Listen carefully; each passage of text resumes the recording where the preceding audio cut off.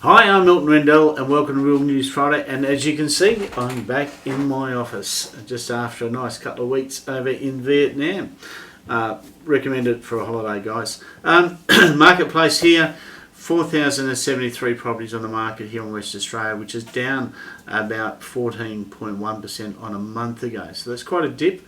And give you an idea, it takes about 30, average properties on the market for about 13 days, so a couple of weeks. Rentals at the moment, 2,426 available. That's down about 2.2% on a year ago. So that seems to continue. Thought I'd throw some few figures at you to compare to what's been happening in previous markets to today. So I thought I'd have a look at June 2024. There was only 2,936 properties on the market. That's a crazy number, isn't it? But at that time, properties were selling on average in about 8 days. 2023, there was 3,959, and it was taking roughly around sort of similar sort of period to sell, probably around more like about 10 or 11 days. The 2022, there was 6,903 properties on the market, so obviously a lot more. That's obviously a beginning of the change. But if you look at the figure of sort of June 2019, that's obviously just prior to COVID. The average property took 55 days to sell, and there was 11,930 properties on the market. So it's a fair variation.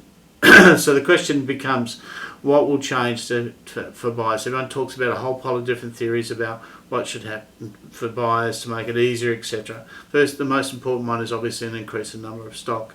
At the moment, there's still not a lot of choice for people, and how can we fix that, or how can we change that?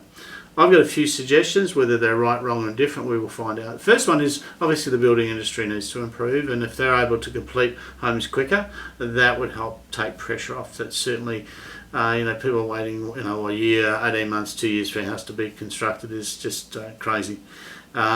Where once upon a time, and I built a house about 12 years ago, and mine's a reasonably sized home in Guildford, and that at that particular time it took about 17 weeks. So, I don't expect to get back to that, but if we're back to 6 months, it would change part of our equation. Why? Because people would then consider selling their homes and then renting and then obviously building.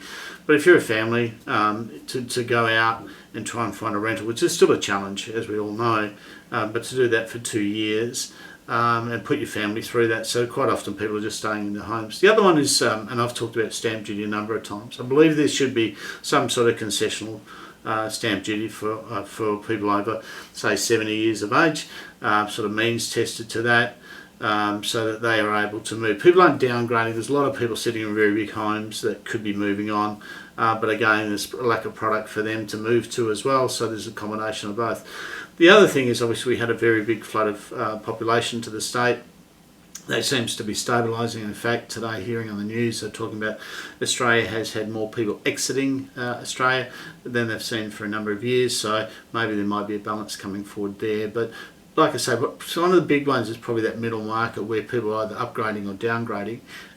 We don't have that because, like I say, lack of stock, so there's lack of stock for them to go to, and the other one is lack of options and the fact that they're worrying about the sort of the net result, and stamp duty is a big part of that. And I think for the elderly, that's certainly stopping a lot of them from moving. And the other thing, as I mentioned, time. That's the big one as well. So we've got to consider that and go forward. Anyway, all the best, and I will look forward to speaking to you again next week.